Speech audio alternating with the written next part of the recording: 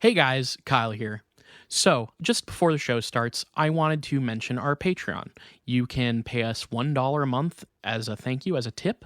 You can pay $2 a month to get access to one of our bonus content shows, episodes 2 days early, and a secret Discord chat where all of our Patreon donors get to go and hang out and talk with us directly.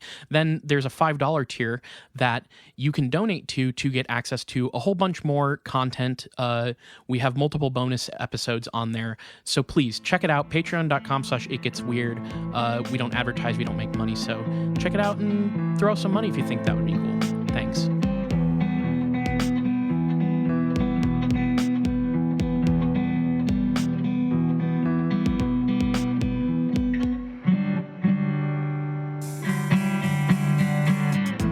Welcome to It Gets Weird, our comedy show where we explore the unusual, the unbelievable, and the unexplained to try to make your world a little weirder.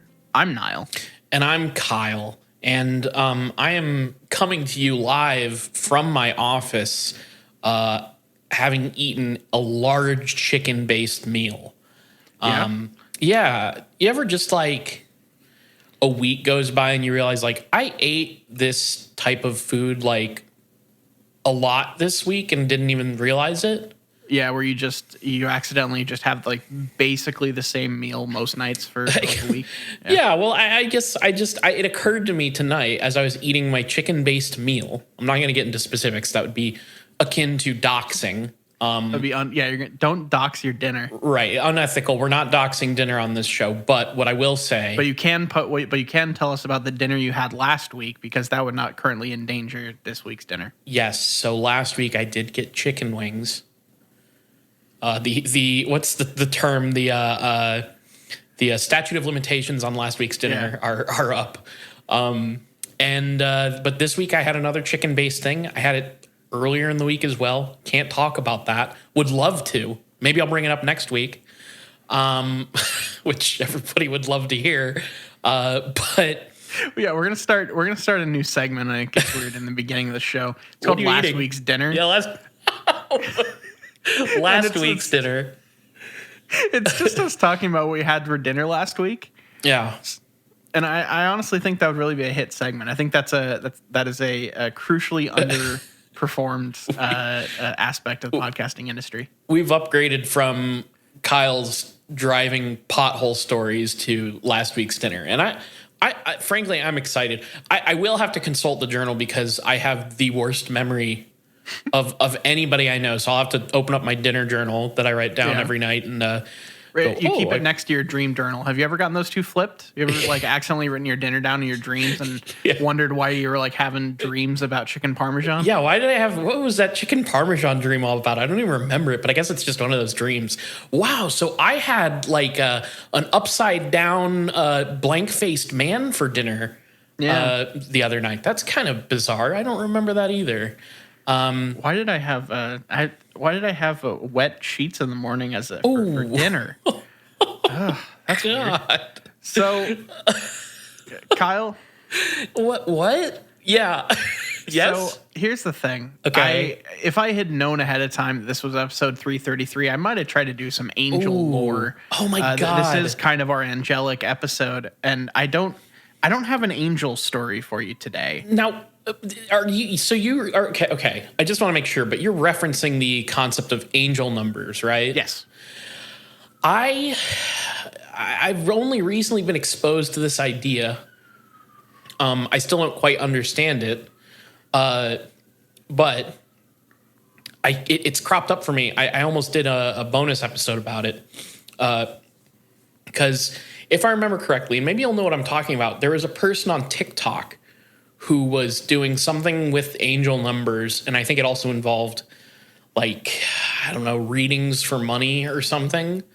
I have no idea. Somebody on TikTok got, like, taken down for fraud, and they were involved. They were, like, I think the person who, like, brought angel numbers, the idea, to the platform and, like, popularized it there and got a bunch of teenagers into it or something. I don't know the full story. I could be kind of off, but okay. Yeah. Because it's just 333. Like that's just what it is. I don't know. how you turn that into a scam, but maybe I'm just not creative in that aspect. I guess I'm bad at scamming. Yeah, me too. I don't have a license plate that's $ Cammon. I wouldn't know the first thing about starting a scam. It's not in my heart to try to scam people, but we've been doing this podcast for free for like 7 years, so we're not doing a very good scam here. Yeah, I guess that's a good way to kind of jump off from that point though and announce that we have finally gotten around. People have been asking for it. We do have the It Gets Weird NFT coming very soon. Don't even fucking joke about that. We're anti-NFT, anti-AI art on this podcast. Oh fuck! But speaking of scamming, there is that is kind of a kind of an end to what we're talking about this week. In the conspiracy theory type beat, that's surprising. Yeah, it's okay. So it's tangential, right? It's related to how I got into this. So I went down a rabbit hole on the Fort Knox is empty conspiracy theory. I knew there was some weird stuff about Fort Knox, but not that specifically. So there's a whole conspiracy theory that Fort Knox is just empty of gold. They have taken all the gold out of Fort Knox and used it for nefarious means. There's some different reasonings behind it and different kind of theories depending on who you ask and how anti-Semitic you want to get. Classic. But that led me down a rabbit hole because one of the people that kind of brought this theory to light is a man named Dr. Peter David Beater. Okay, now can I throw something out there? Yeah. It's 2022. What do we use gold for? Computer chips and is it in chains. Okay. Cuban I was going to links. say, like, what in the world? I mean, is it just like jewelry? Like, I don't know. Like, I feel like gold used to be in all our coins and stuff, and now all our coins are not gold. So what's the fucking point of gold? Like, is it just for those buy, sell gold stores? Is that the whole shtick with gold, or it's really like in computer chips and stuff? Well, I mean, I think that it is okay. I didn't go super deep on modern usage of gold here, but there is a whole thing of like in part of this conspiracy theory, part of the reason why we like got off the gold standard and everything was because of gold's kind of heavier usage in the electronics market and in like the tech field. So it became more of a commodity for production than the kind of inherent use of a currency. Gotcha. So plus there are aspects of that. Yeah. People were just, able to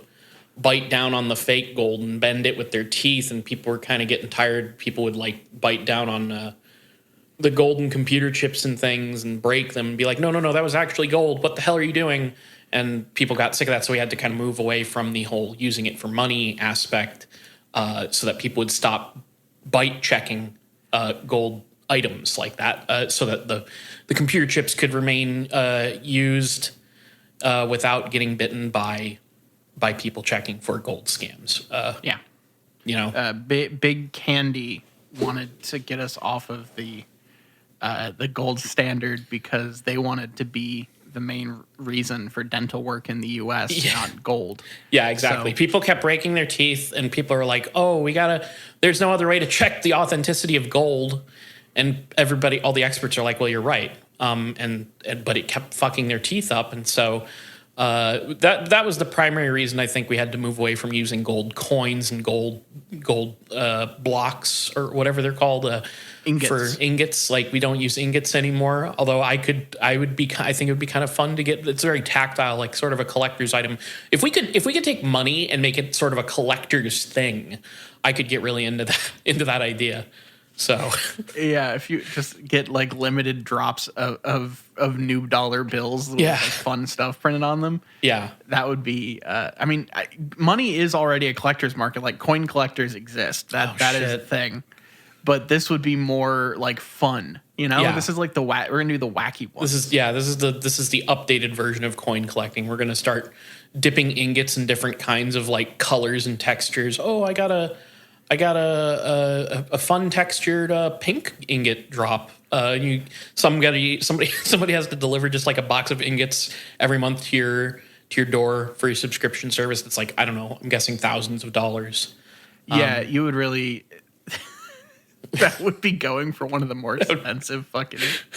You have to have like a certain type of phone to even download that app. Like, Yeah. so that's the same type of phone where you can get the like Uber but for helicopters app. You know? Yeah. I'm just saying, this is a good way to get me into money and the economy at all. Because I like to collect stuff. You know, I like to collect stuff. Yeah, you're a bit of a collector. So, Kyle, Yeah, what's up? today I want to talk to you about Dr. Peter David Beater and Okay. all of his theories. So this man does not just talk about the Fort Knox and gold.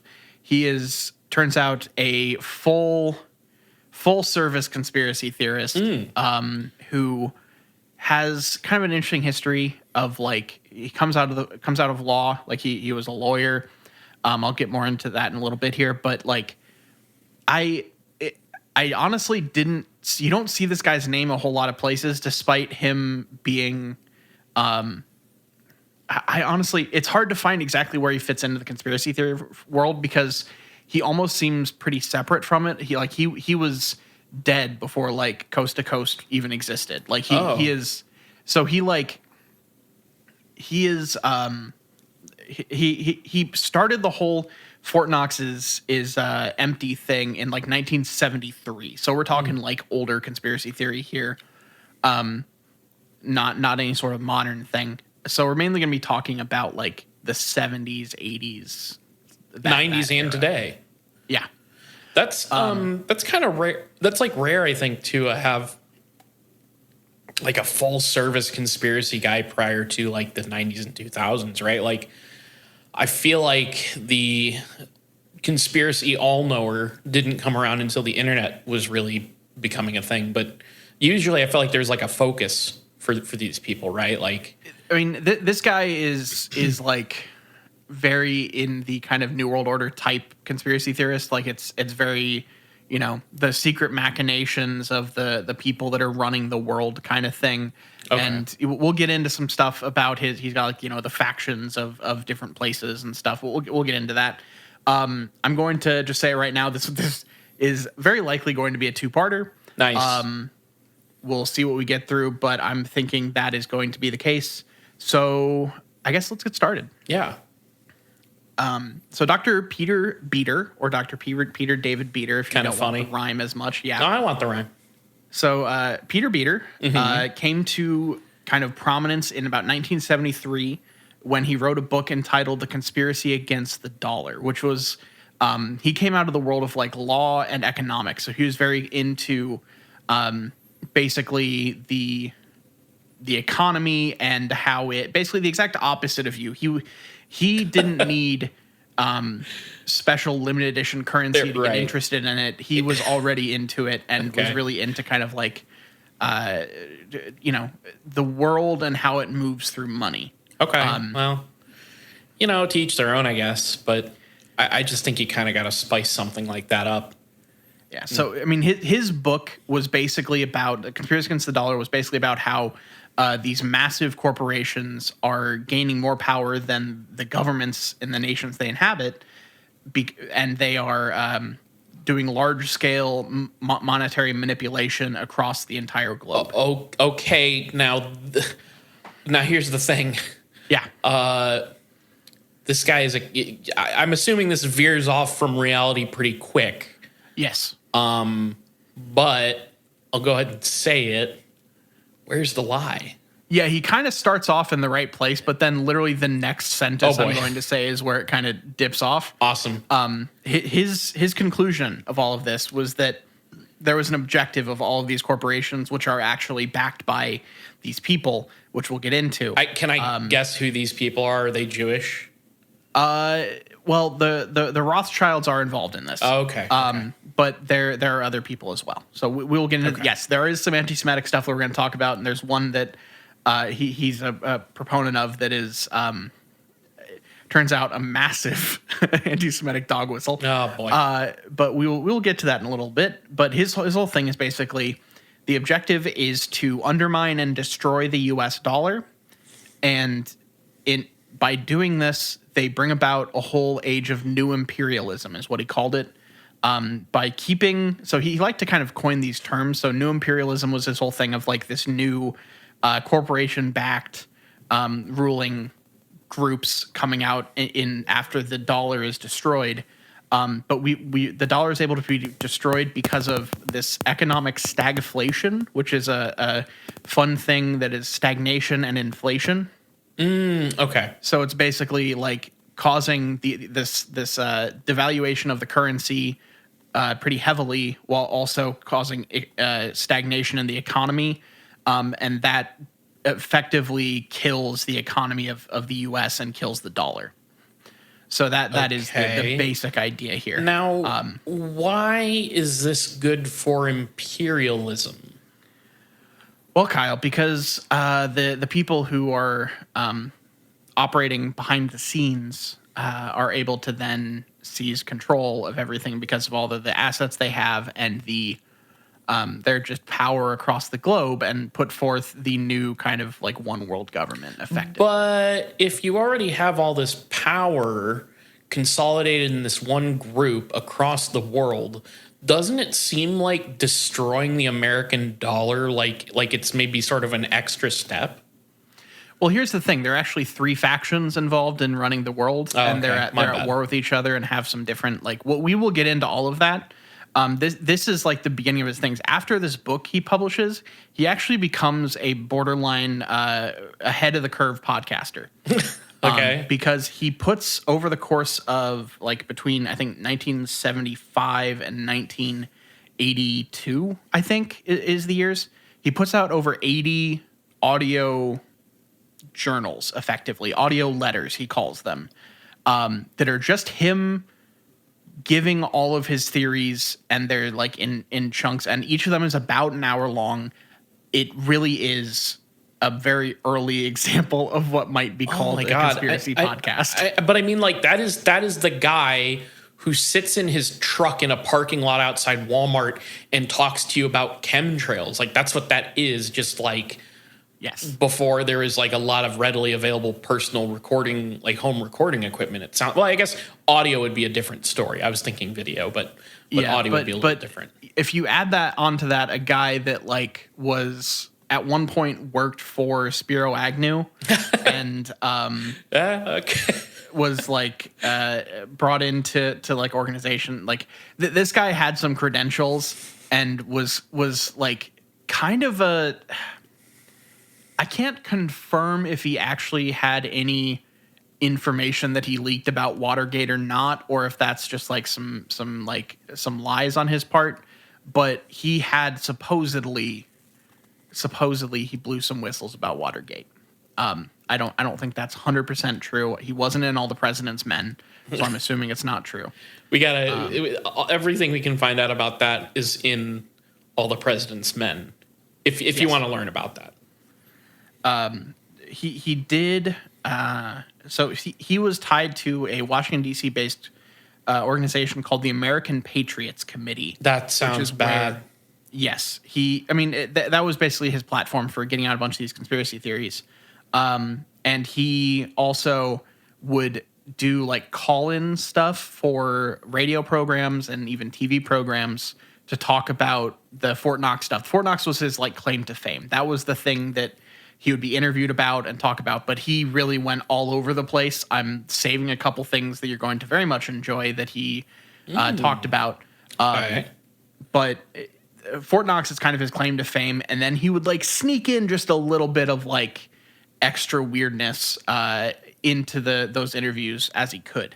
But he did all of these interviews from a landline phone in his house. Wonderful. Like he just did even the audio letters were like recorded just like through his phone. There you can find there's a YouTube channel that has quite a few of these on there that you can just like listen to them. They even have him like reading his book. He did like a fucking audiobook version of his book. It was he's a little ahead of his time in that aspect, but also thinks that has some pretty anti-Semitic beliefs. Yeah, I mean, of course, there is quite the with these conspiracy people. There's quite the I am the hero who needs to get this information out there sort of vibe. And man, this guy was, I mean, it sounds like he was ahead of his time in a number of ways, including bringing a lot of anti-Semitism to the whole shebang, if you will. Yeah. So there's like one more little thing that I'm just going to mention about his life before we really get into the conspiracy theory stuff and his audio letters. He did campaign for political office at one point. Great. To be he was working at the Export-Import Bank of the U.S. under JFK, and he resigned from that position in order to run as a candidate for the Republican nomination for governor in West Virginia. So he quit his job to run for governor of West Virginia, but was just housed. Like, really? Did not get the like was just fucking drummed out of the fucking race. Like, didn't even get a bid. He just was the guy that like knocked him out for the Republican nomination was the guy that actually became governor. And he then like he started like throwing his weight behind some independent party candidates after that, and that didn't really work out either. I'm a little surprised. He tried to support a couple independent candidates in various states, and it seems like his clout was not there. Was he talking about his like kind of fucked up beliefs when he was running for election, like, or was he trying to tone it down? He was more just taught, like, he was running on a lot of economic stuff, like the Fort Knox stuff was probably part of it, but not the this was actually before the Fort Knox stuff. Sorry, that was in 1968. Fort Knox was in 1973, so he was kind of pre all of that at this point. I don't know how much of that he was like he was already thinking about, but that happened later. I was going to say he leans into a lot of those conspiracy and anti-Semitic beliefs. I feel like, you know, running for the Republican Party, you'd probably be more likely to get elected. Yeah, but at this time, I think they didn't want to like say the stuff out loud. So he's ahead of the time the same way that now he's like the Kanye West of his time. You know, where Jesus Kanye says the quiet part out loud on InfoWars, and this guy probably did the same shit. And people are like, you can't directly say that we don't like the Jews, but you're not wrong. Yeah. This guy. So his big anti-Semitic thing that I found out, like, I didn't know a whole lot about this before I did this episode. I had to like Google, hey, is this thing like racist or anything? He has a whole thing about the Khazars. Do you know about this? The 13th tribe or the Khazars? Oh, tribe is triggering my brain, but I don't know what that is specifically. It's a race back in the time of the Mongolians, who were so supposedly the Khazars like mass converted to Judaism, and there's some fuck. Let me just find this in my notes. Sorry, I didn't mean to jump ahead, but I have not heard of this. No, it has a whole thing to do with like the splitting like Judaism into Russia, and so there's like this conspiracy theory got brought up in the Ukraine stuff because it's being used as like a way to basically say that we're the good Jews, not the bad Jews. Like it gets brought into like the Zionistic stuff. Yeah. So he was a big proponent of the whole Khazar thing. But that's not super important for what we're going to be talking about.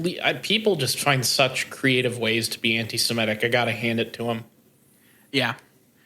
It really is pretty like just the level and variety of dog whistles you can have to be anti-Semitic is pretty nuts.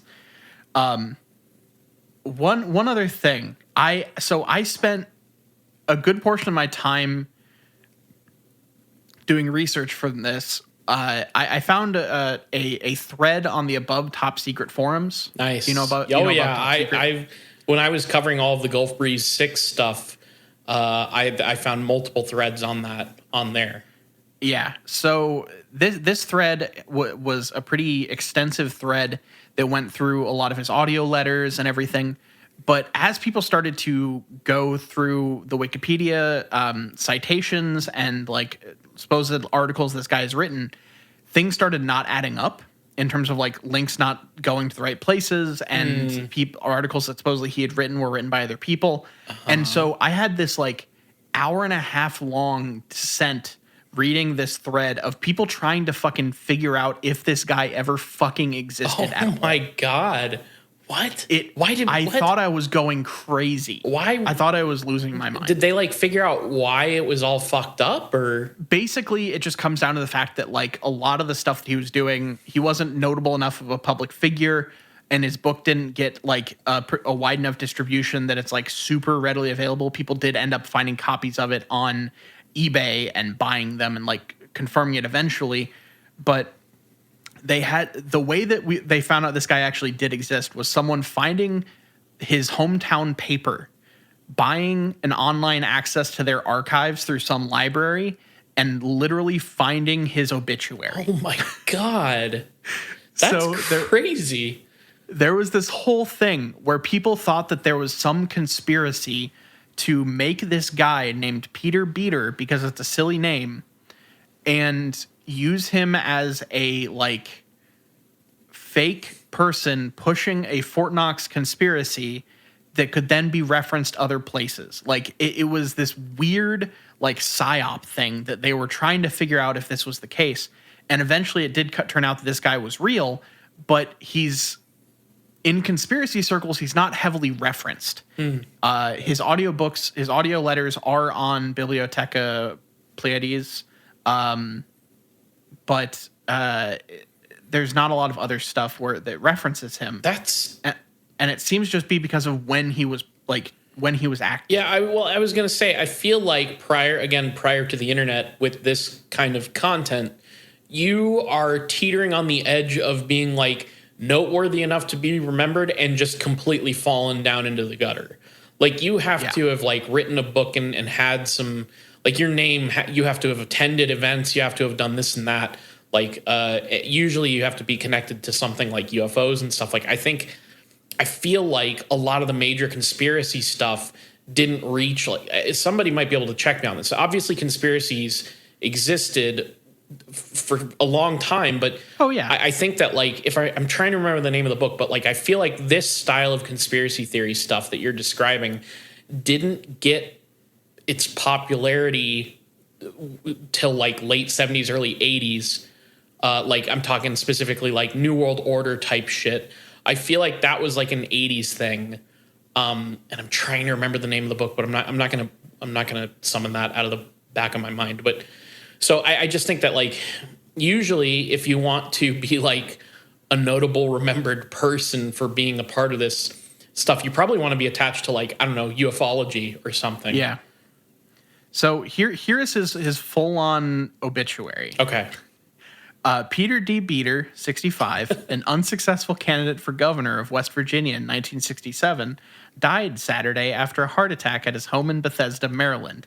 During the race, Mr. Beater was known for his tuxedos and mink bow ties, a campaign song titled Do Good and Be Good, and a platform that promised sweeping reforms, many to help disabled coal miners. He collected 1,844 votes against current Governor Arch Moore's 106,000 in the Republican primary. Okay. Okay. Sorry, my brain swapped letters around and I got really scared for a second because you said 1,844, and I thought of the Nazi signal 1488. Oh, no, and got very there's scared. Nothing there. As like, far as I know. No, I don't think so. I was like, if this man somehow posthumously like set his vote number so that it read the Nazi number. That's fucking insane. But that's not what happened. So I pretend I never said anything. No, you're good. So there actually was even a thing that confused all of this further. Was there was an account on YouTube that claimed to be Dr. Beater in his 70s, posting some of his old content as like an archive. He died young. Yeah, he died at 65. Okay. So yeah, like it just was. It was just this like I had done so much research already, and then I stumbled upon this thread, and my mind just started melting because I was like, is this guy not even real? Am I gonna have to do a fucking episode where I then pull the rug out from under you at the end or something? Oh man, I've never run into that before. That's kind of insane. Yeah. It almost turned into like a reverse Ong's hat thing, you know? Where you're like, well, I did all this research, but it's a fake guy, so I'm gonna have to surprise Kyle, or just rather, I am myself being surprised by the topic in this moment. Yeah, or both. So let's get into his actual beliefs and all of the weirdness that brought me to the table here. So most of the stuff takes place in his audio letters. So we're going to talk a lot about that. He also has his book, Conspiracy Against the Dollar. And the audio letters were then printed as another, like transcribed and printed. So you can actually find full transcriptions of every single one of these audio letters, because a cool thing he did was after he died, he basically created, like, put these up for like public license. Like, these are just reproducible anywhere for free, and you don't have to pay royalties or anything. So he was that's also one of the big kind of weird things about this is, like, there isn't really a big money making thing in all of this. Like, there doesn't seem to be a scam. Well, in a lot of this. You know, what are you gonna want to do that scam for to make money if the American dollar is if we're at war with the American dollar? You know, if we're trying to destroy it, like what? True. What would you need it for? True. That makes a lot of sense. So let's get into some of the audio letters. They started in June of 1975 and continued until November of 1982 with a couple breaks. One between May and August of 1977 due to like an action campaign between Dr. Beater and his listeners. Like, they were off like doing something else for a little bit. But then it resumed, and there's a second suspension in February to June of 1980 when Dr. Beater suffered a heart attack. Oh. And then that kind of, he started to have worse health as he got older, and that caused him to eventually terminate after audio letter number 80 when his health was at such a kind of bad state and having so many heart issues that he discontinued recording any of these tapes. So how old is he at this point? He's like, so let's see, he died in 84 and he was 65. So he was like around 50. Okay. Wow. Yeah. Rough. All right. So the big thing from early on is the Fort Knox stuff. So his big thing in audio letter number 1, there's a fun thing with these is all the audio letters have these like bullet points because he kind of did it by big topics. So each audio letter has approximately 3 topics in it. So audio letter number 1, the 3 topics are: an important matter concerning evidence in the Fort Knox gold scandal, recent indications from President Ford that the plans for economic depression and dictatorship in America are still on track, and an introduction to our next president and would-be dictator, Nelson Aldrich Rockefeller, which is going to be a big thing with him. Okay. The Rockefellers are a big part of his kind of global one world government type stuff. The Rockefellers, the Rothschilds, and then there's like these other 2 factions, which we'll get to. But I wanted to start with the Fort Knox gold thing because that's actually what brought me to him. So I wanted to start there. And this is tied into the Rockefellers because the Rockefellers are, there are 4 Rockefeller brothers that are like the 3rd generation of the family or something, who kind of took over the like world domination plans after their parents weren't as into it. Their grandparents started it. Then they took it over, and they were the ones that really got into the American economy and kind of controlling money and gold and everything. And they're the ones that effectively made a backroom deal to start like vacating Fort Knox of gold to hold it for when the currency of America, the dollar collapses, and they can then have all of the gold to start their like, you know, whatever comes next, their new imperialism, you know? Sorry, I'm still fixated on the idea of I'm thinking of getting out of the world domination business. Yeah, that's okay. So that's the funny thing about this that I was trying to figure out, because when we get into like there's someone who did the Lord's work and went through all 80 of these audio letters and just did a full synopsis of all of his shit. And it starts with like him talking about the like three big rival factions of the world. And that's the Rockefeller cartel, the Bolshevik Zionist axis. Oh boy, okay. And the new Kremlin rulers. Uh-huh. So the Rockefeller cartel are working with the Rothschilds, like that whole thing. But the Rockefeller cartel started with like the early Rockefellers. Let's see here. John D. Rockefeller Sr., who created the Standard Oil Trust and was America's first billionaire. And then his daughter was kind of into it for a little bit, and his son wasn't really. But then their children were like the four brothers, and they were the ones that really like took it in.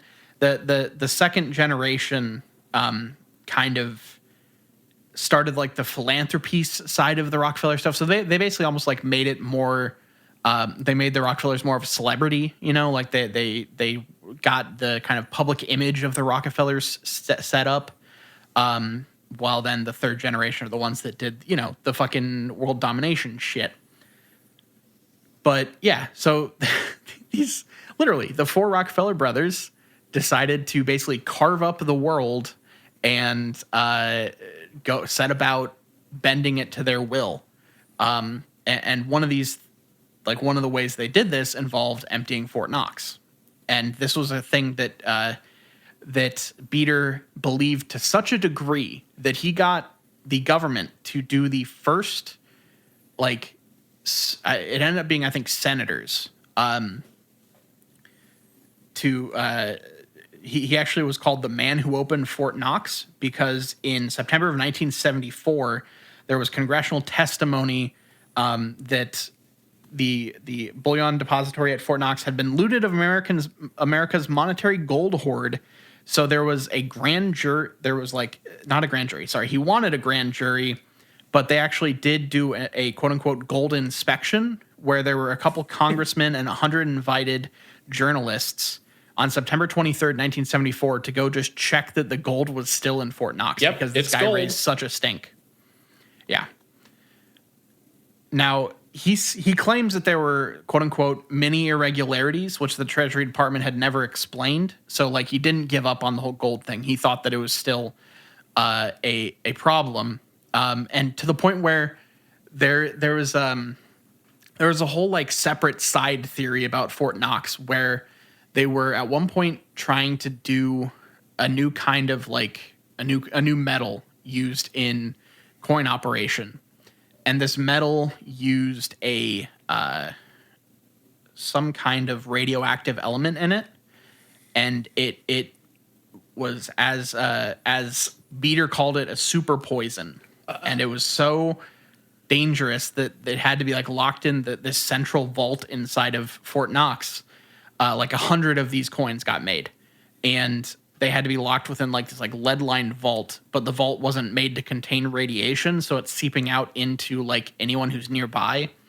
So like he thinks that there's this like super poison coin thing in the center of Fort Knox as well. Sorry, and what exactly is the plan with your super poison coins? You just it's entirely a fluke. They did this by accident. They fucked up. Oh. They were trying to find new things to make coins out of, to get us like further away from whatever standards we have for currency, and they accidentally like made these things which are just toxic. And he knows this how? What's this? A lot of the based Fort off Knox of? stuff he gets from a supposed 4-star general that he knows, and just his ties to, he was appointed to the Import Export Bank of America by JFK, so he has like ties in the economic industry, which I think is why he was able to like have such pull. He kind of had he had enough pull in this world to get the public's interest, like almost like, how when I was doing all this stuff about Richard Hoagland, he had just enough credentials to be able to like get seminars at NASA, to be able to get these things.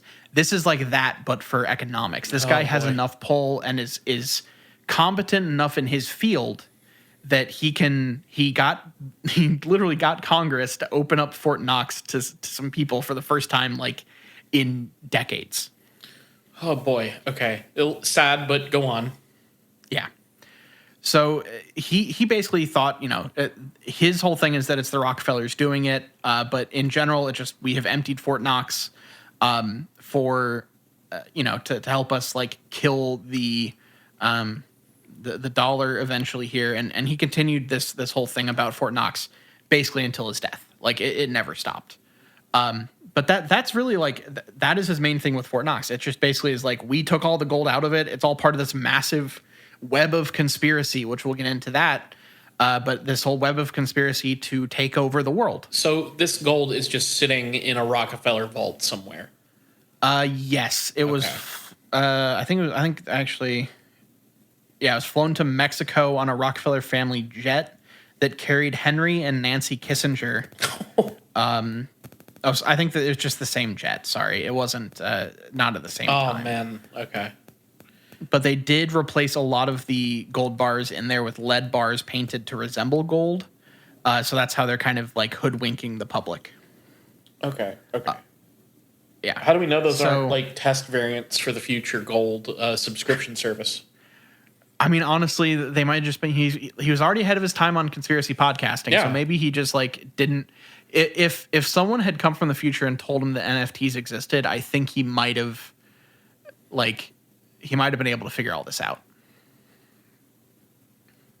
So now let's get into the, I guess the bulk of his stuff. I just have some like digests of some of his audio letters here. Let's see. Audio letter number 3 includes the truth about the assassination of JFK. Some little known examples of economic power held by the Rockefellers and how they hold that power, and how the Rockefeller plans for World War III are being altered by Indira Gandhi's crackdown on the CIA in India. What? That's all one letter. Oh my God, that's quite the info drop. And we might have to if when the CIA files on JFK come out.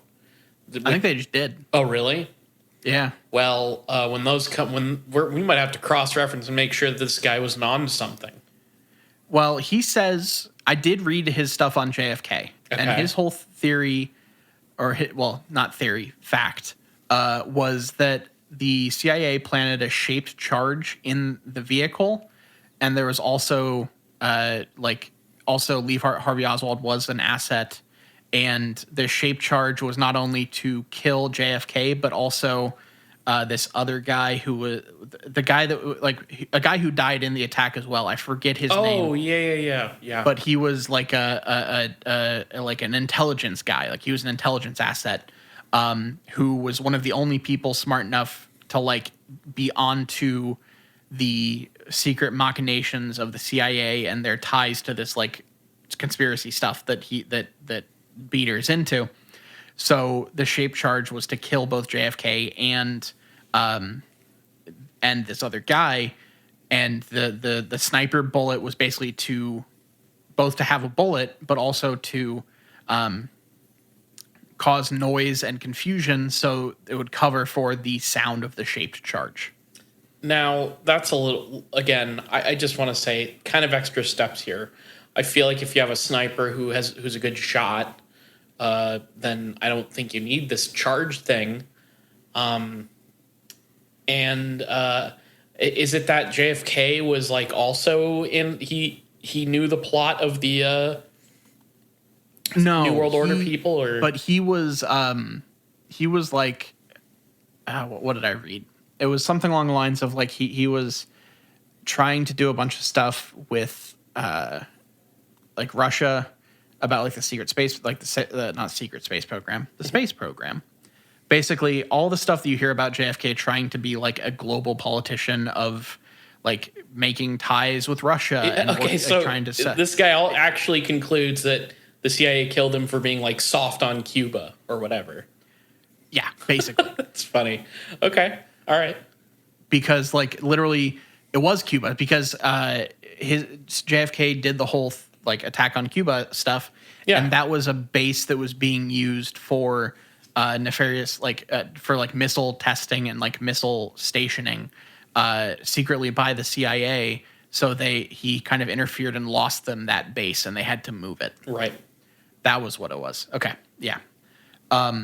He also like he doesn't just have conspiracy theories on Earth. Like I have some stuff about space. Oh, boy. I've got some stuff about what he called robotoids. This really is pretty far reaching, and we're definitely going to be going into a two-parter here. So let's go ahead and get into some of his stuff. Let me lay down kind of the basics of his whole kind of theory here. So we have the three factions for world power: the Rockefeller cartel, the Bolshevik Zionist axis, and the new Kremlin rulers. So the Rockefeller cartel kind of explains itself. It's the Rockefeller family, all of that very heavy business, like very rich family money kind of stuff going on here. But they basically decide that like, oh, we don't want the world to go on its own. We want to run everything. It's better if we can just like, have fucking control of everything. So they actually control a lot of the stuff around the world, and they want to have as much power as they can together. And there's an interesting example that he brings up in here about how like the whole Jonestown massacre. Yeah. Oh, yeah. I'm familiar. Oh, yeah. Was actually basically a false flag to cover up for like a secret Soviet intermediate range missile base not far from where Jonestown was in Guyana. So the whole attack and massacre at Jonestown was to cover up for a strike on this missile base nearby. A lot of his stuff, once we get into like the machinations of the world, has to do with secret missile bases. There's a lot of secret missile bases in this story, and to the point where eventually we start putting nukes on trains. Oh, Niall, you need a MacGuffin for a good story. This guy was obsessed with missiles. There are missiles all over, and I feel like as soon as we got nukes available, this guy was like, okay, we're putting nukes fucking everywhere. There's a whole like story about an underwater like nuke missile crisis thing. There's nukes in space. There's fucking like nukes on trains. There's these space things that are looking for nukes. It is just a far-reaching thing. This guy is very into missiles and thinks that they are the be-all, end-all. Oh, and also space lasers. We'll get into space lasers later. Freud would have a field day with this guy obsessing over phallic imagery like that. Yeah. He would do a lot of cocaine about it. So so we have the Rockefeller cartel. They did a lot of trust busting stuff. They came to prominence through oil. They just became like some of the first billionaires. They started to kind of he says that they took to a lot of subverting the Christian faith, which is the foundation of basic American ideals, quote unquote. He's got some of that kind of stuff woven in here, that they're kind of like, all of these factions are kind of undermining Christianity and stuff. But basically the thrust of the Rockefeller stuff is they use a lot of foreign aid during world wars to move money around and gain power and like set up all these like missile bases, I guess. they use foreign aid and like war basically to cover for all of their shit. So over time, they basically just want to have us constantly in a state of war. And this is another one of those things that people could point to with this guy that's like, you know what, you kind of have a point there, but you did kind of go a little far with the Jews stuff. And you know, the space platforms that have particle beams on them. That goes a little far, but the whole thing about like corporations and rich people wanting to maintain a status of world war because it allows industry and vast amounts of money to be spent and moved around very easily is kind of a thing. Yeah, that's legit. But yeah, you definitely start to lose me when you start talking about the Jews, for sure. Yeah. So eventually the Rockefeller brothers in 1974 and 1975 started to kind of make some mistakes. And their power started to slip. And this is what led to multiple Rockefeller brother deaths over the course of a couple of years in the late 1970s, which are real things that happened. And their allies, the Bolshevik Zionist Axis, also came into some difficulties at this point. And so that allowed the New Kremlin rulers to kind of gain power. And we had kind of a shift in alliances in the late 70s, early 80s. Basically, when this guy, when our good boy, Dr. Peter Beater, was having a lot of heart issues. So, yeah, the Rockefeller cartel actually kind of got like supplanted by new ownership effectively in the late 1970s. When they tried to make some like hurried deals with the Bolsheviks to bring them in because they thought that they would have dirt on the Kremlin rulers effectively because the Kremlin rulers had just ousted the Bolsheviks and they didn't. And basically the Bolsheviks then just like worked to tear up the Rockefellers inside the U.S. and it led for like a power struggle in the U.S. in the 1970s, late 1970s. These are Bolshevik Zionists, you said, right? Yes. I'm trying to understand that because in my mind, Zionism and Bolshevism is not like, I don't know. I guess I'd never. You don't think they're very tied? I guess not. No. Well, Kyle, that's because you don't know about the Khazars. Right. Okay. So this is the anti-Semitic thing that we're getting to. Yes. Okay. I got you. So the whole Bolshevik Zionist axis started in around 1917. Well, something else happened in 1917. There was the Bolshevik Revolution in Russia. Right. And the Balfour Declaration, which is when the government of Britain threw its support behind the concept of creating a Jewish homeland in Palestine. Now, a lot of people would think, there's not a lot of common roots behind these two groups of people. And then someone who you may not want to spend too much time talking to might start telling you about the Khazars. So the Khazars were a kingdom that was located in what is now southern Russia between the Black and Caspian Seas. They're of Mongol Turkic origin, and they were effectively a kind of just a race of people trying to live in the in between the Caliph Empire on one side and the Byzantium Empire on the other side. So they had Muslim and Christians on either side of them and had to kind of exist in the middle of that. And if you believe the theories, which I don't think I do because most places claim they're kind of anti-Semitic dog whistles, the Khazars basically had a political ploy where they tried to stay independent by adopting Judaism as a state religion. And this led to the Prince Vladimir in Russia was kind of in charge at that point, and the Khazar Empire somehow kind of got tied in with Prince Vladimir, and it allowed this nation state to stay existing, and they were able to make a Jewish homeland. So this is a weird historical context for a proposed current Jewish homeland that gets tied into stuff. And I don't. Okay, I'm just going to say this right now. I don't fully understand this thing. It doesn't make a lot of sense to me. But here is just the summary that I found of it in the person trying to go through all of these audio letters. So let's see.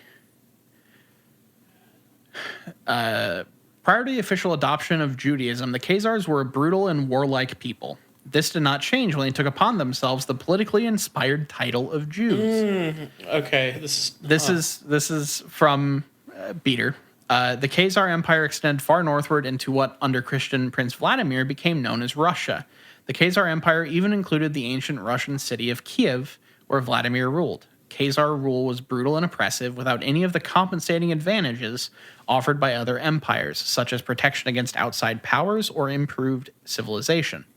Finally, the Christian forces of Prince Vladimir's Russia and Byzantium combined to attack the Khazar kingdom of the Jews and utterly destroy it. The Khazars were driven out of their homeland between the seas, many of them into Eastern Europe. There they mingled to some extent with Jews of the diaspora from Palestine, but they carried with them a particular heritage. It was a heritage of bitter hatred for Christianity in general and for Russian Christians in particular. Oh boy, okay. Yeah, and so the term Khazar Jew is a thing that some people have adopted, and it is basically some people will call it a tenet of Bolshevism. Now, I don't know if that's a thing that a lot of people would claim or not. I doubt it. But that is the supposed origins of the Bolsheviks and why they're aligned with the Zionists, because they both have this Judaic background that both have been fighting oppressors. I'm gonna have to do a little personal research into this one because I've never heard of it before, but it rings a bit false to me. Yeah, it does seem a little a little suspect at parts. I read part of an article about this in relations to how the Khazar stuff was getting brought up in the Russia-Ukraine war. And it basically was just like, yeah, you guys need to stop talking about the Khazar stuff. It is just like an anti-Semitic thing all the way through. Don't think that this is like an actual thing. So I guess this theory has existed since at least the early 1980s, late 1970s. So okay, interesting. But yeah, this is so. Eventually, the Bolsheviks started to lose their control over Russia, and that led to the whole ousting of the Russian Revolution at the time. And when new people took over in Russia, the new Kremlin rulers, they basically took out all of the Bolsheviks, and then that led the Bolsheviks to coming to America and taking over a lot of things while the Rockefellers were slipping. So the Bolsheviks basically take over a lot of the Rockefeller interests and stuff in America and start kind of competing with each other there. And the new Kremlin is then also working to control power and bring about their whole shit. Yeah. And then it all went into space. Right. Well, right. I mean, naturally. Yeah. And that's I think honestly we're probably going to stop it there for this week. Oh, leave us on a big ass cliffhanger. I'm going to leave it with the tease of we're going to go into space next week, because this was a lot of the ground level stuff that I had to get through to get into all of the weird shit about missile bases, which we'll talk about next week. I'm excited to hear about Bolsheviks in space. Yeah. So this stuff is really weird. I really, whenever we get into stuff like this, where it's just people are entirely rewriting and reappropriating history stuff, I really struggle to figure out what to do with a lot of it, because it's so just it's hard to fact check a lot of these things because like I don't know enough about the Khazars, and the Khazars are a thing that seem pretty contentious just either way in like everywhere. So I don't know what sources to look at to like confirm shit. Yeah, it's hard. But a lot of this just seems like maybe some bad news. So, yeah, well, maybe I'll help you out and I'll look into that a little bit and see what I can find. all right, Kyle. For the big question this week, say you were a supervillain of sorts, and you had to pick somewhere in the world to hide your big cache of missiles to be primed for world domination. Where would you set up your secret base to hide and shoot all of those missiles out into the world? Oh man, that's an interesting question. Well, first of all, it's not hard to imagine me as a supervillain. I think I've got some good supervillain makings. I have a general feeling of like revenge against the world that I kind of carry with me at all times. I have a maniacal evil laugh that I bust out sometimes. So I'm already hitting some good stuff. But a weapon like a missile cache is definitely a good question. Well, I think I'd want to put it somewhere unassuming, right? Like, Okay. or maybe somewhere where it is so obvious people would like roll their eyes if you told them. Okay. Right? Which I guess kind of falls in line with the sort of conspiracy theory idea of like secrets out in the open. But I think what I would have to do as soon as I gain my global dictatorship, my power as a supervillain, I think what I'm doing is I'm kicking in the doors at Denver International and Interesting. Okay. reappropriating the giant cavernous basement that housed aliens and New World Order members and Nazis or whatever. And I think I'm taking that place over, and I think that I'm going to give it a missile silo sort of makeover, I mean, first of all, people are already like, you hear somebody talking about, oh, there's evil, crazy shit underneath Denver International Airport. Most people are going to roll their eyes at you, right? Like, I think that one's kind of a... people see Blucifer, the evil demonic blue horse with its butt, dick, and balls hanging out, and a painted asshole, and people are like, "Oh, it's too obvious here, right?" Yeah, this is almost like the Disney World of conspiracy theory. Exactly. So, people will pass through unassuming. They'll look at the weird paintings of the apocalypse on the walls and be like, "Yeah, nah, it's got to be somewhere else that they're doing all the supervillain shit somewhere else." Like, so I think it would be an effective defense against prying eyes. Although I think the only concession is every once in a while we will have to contend with a conspiracy theorist who is trying to break into the missile zone, or what I don't know what the term is. I haven't reached that level of supervillain yet where I know the terminology, but you see what I mean. So yeah, I'm going to go with Denver International.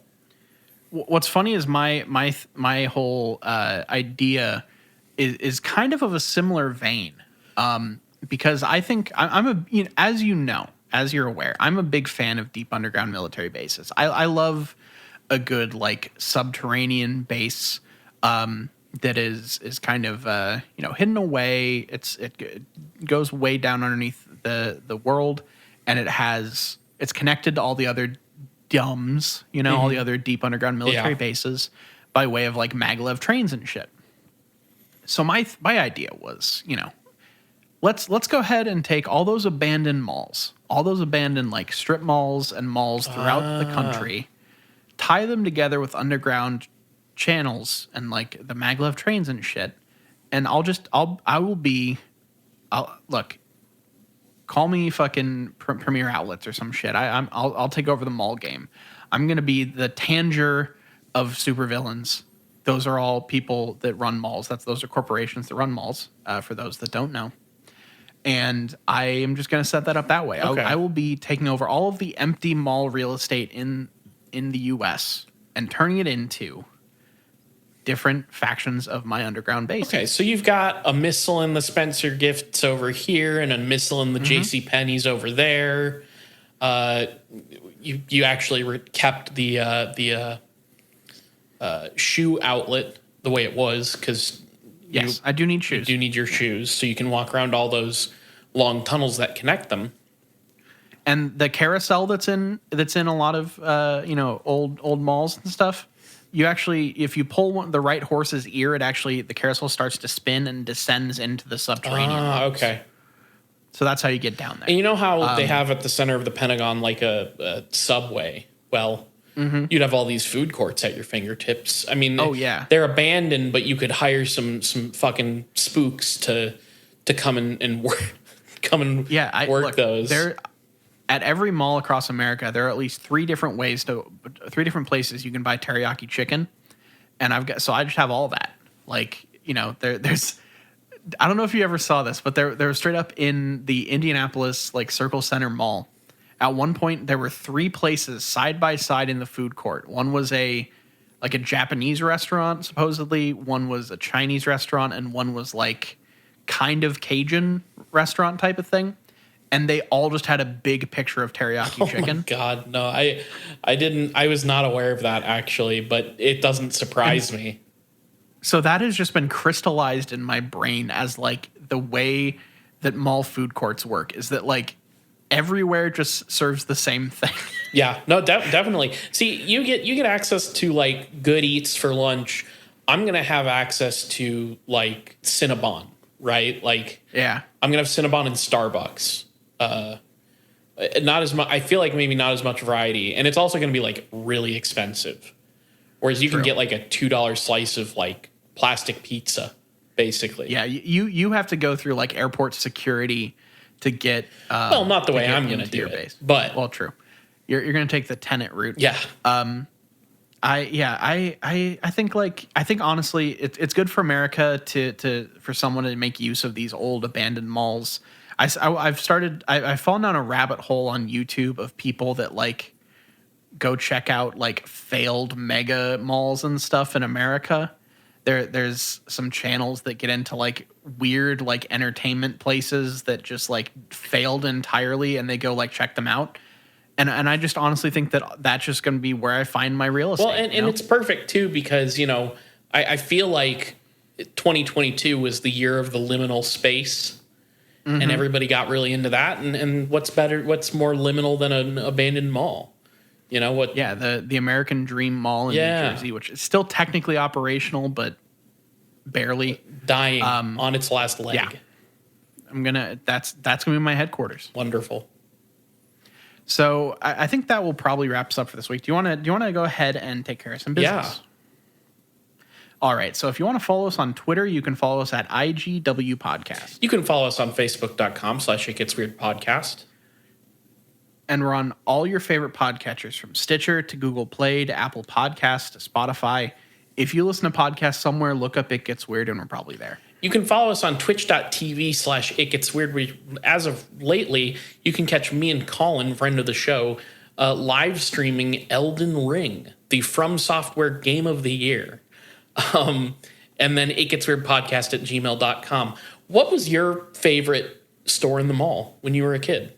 If you remember malls, there's lots of people out there who didn't even like grow up with malls. They're just not a thing anymore.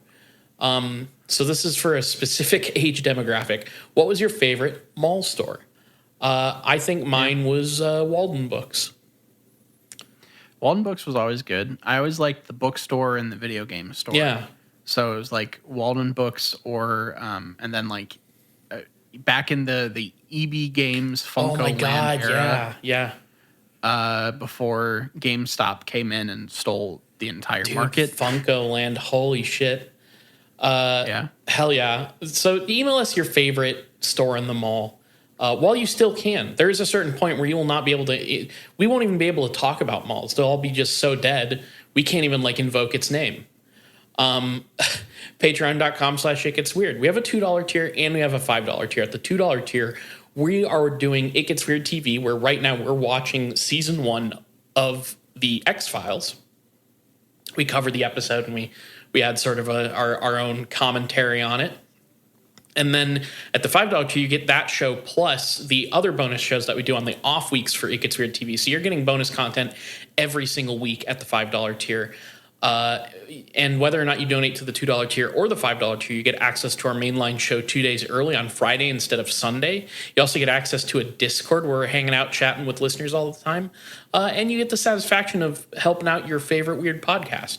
We also have a $1 tier where you don't get anything out of it. You're just saying, hey, here's a tip. I like what you do. Thanks for doing what you do. If you can't donate, please tell your friends, tell your enemies, tell your congressman all about It Gets Weird podcast. All right. Thank you all for listening. This has been It Gets Weird, and I've been Niall. And I'm Kyle, and I'll see you in part 2. Yeah. Good.